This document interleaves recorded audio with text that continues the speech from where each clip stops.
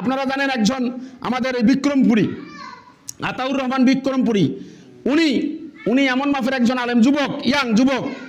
উনি কি করতেন, যে কোনো একটা অন্যায় হলে উনি প্রতিবাদ করতেন। ওনার মানে অভ্যাসটা ছিল এরকম, অন্যায় হলেই প্রতিবাদ। যদিও আমাদের সাথে তার আদর্শিক কি আছে, আদর্শিক দ্বন্দ্ব থাকতে পারে, কিন্তু উনি একজন ইসলামিক বক্তা। তাকে এই 3 সপ্তাহ আগে তাকে গ্রেফতার করা হলো। 3 সপ্তাহ আগে বিনা কারণে তাকে গ্রেফতার করা হলো। তিনি কি করেছিলেন, একটা হিন্দু ছেলে একটা মুসলিম মেয়েকে ধর্ষণ করেছিলেন। তিনি প্রতিবাদ করেছিলেন, গাড়ি আটকে দিয়েছিলেন। পুলিশের গাড়ি যখন আটকে দিয়েছেন, ওই পুলিশ বলছে অন্য যদি সরকার থাকতো তোমাকে গুলি করতাম। অন্য সরকার থাকলে কি করতাম, গুলি করতাম। তাহলে কোন সরকারের কথা বলতে বুঝছেন? ফ্যাসিস্ট থাকলে গুলি করতো। তাহলে এরকম নির্যাতন এখনো আজকে চলছে। আজকে তাকে গ্রেফতার করা হয়েছে, অথচ ওসমান হাদিকে প্রকাশ্য দিবালোকে হত্যা করা হলো।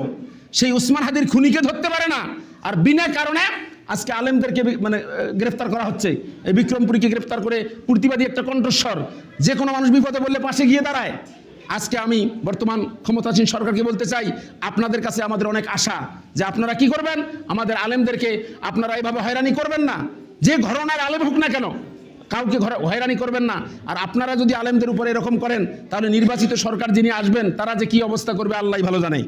আজকে দেখেন, আমরা দুঃখজনক হলে সত্য, অত্যন্ত পরিতাপের সাথে বলতে হয়, এই যে 24-এর এই বিপ্লবের পরে, এই জুলাই বিপ্লবের পরে আমরা ভেবেছিলাম যে হয়তো বা আলেম ওলামারা একটু ভালো থাকবে, তাদের প্রতি একটু অন্যায় অবিচার করা হবে না। কিন্তু দেখা যাচ্ছে যে এখন পর্যন্ত সেটা কিন্তু কি হয় নাই, এটা বন্ধ হয় নাই। আপনারা জানেন এই জুলাই বিপ্লবে 80 জন মাদ্রাসার ছাত্র জীবন দিয়েছিল, অথচ কিন্তু আজ পর্যন্ত আলেমদের উপরে এখনো নির্যাতন কিন্তু বন্ধ হয় নাই। আমাদের যে কোনো দল মত থাকতে পারে। আপনারা জানেন একজন আমাদের এই বিক্রমপুরী আতাউর রহমান বিক্রমপুরী, উনি এমন মাপের একজন আলেম যুবক, ইয়াং যুবক। উনি কি করতেন, যে কোনো একটা অন্যায় হলে উনি প্রতিবাদ করতেন। ওনার মানে অভ্যাসটা ছিল এরকম, অন্যায় হলেই প্রতিবাদ।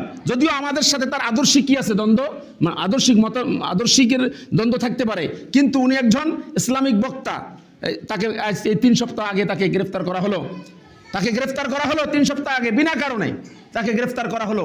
তিনি কি করেছিলেন, একটা হিন্দু ছেলে একটা মুসলিম মেয়েকে ধর্ষণ করেছিলেন।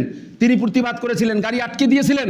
পুলিশের গাড়ি যখন আটকে দিয়েছেন, ওই পুলিশ বলছে অন্য যদি সরকার থাকতো তোমাকে গুলি করতাম। অন্য সরকার থাকলে কি করতাম, গুলি করতাম। তাহলে কোন সরকারের কথা বলতে বুঝছেন? ফ্যাসিস্ট থাকলে গুলি করতো। তাহলে এরকম নির্যাতন এখনো আজকে চলছে।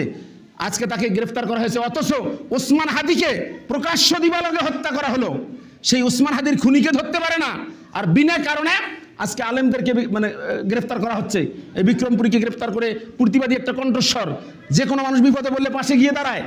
আজকে আমি বর্তমান ক্ষমতাসীন সরকারকে বলতে চাই, আপনাদের কাছে আমাদের অনেক আশা যে আপনারা কি করবেন, আমাদের আলেমদেরকে আপনারা এভাবে হয়রানি করবেন না।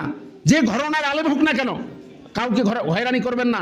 আর আপনারা যদি আলেমদের উপরে এরকম করেন, তাহলে নির্বাচিত সরকার যিনি আসবেন তারা যে কি অবস্থা করবে আল্লাহ ভালো জানে।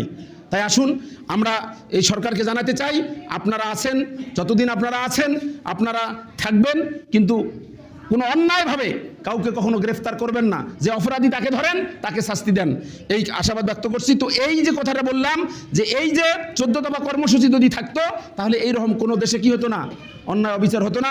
ইনশাআল্লাহ আগামী জুমায় আমরা এই 14 দফা কর্মসূচি মিরাজের আল্লাহ রাসূল নিয়ে এসেছেন, আমরা আলোচনা করব। আল্লাহ আমাদেরকে সকলকে যথাসময় আসার তৌফিক দান করুন। আল্লাহুম্মা আমিন। আসসালামু আলাইকুম ওয়া রাহমাতুল্লাহ।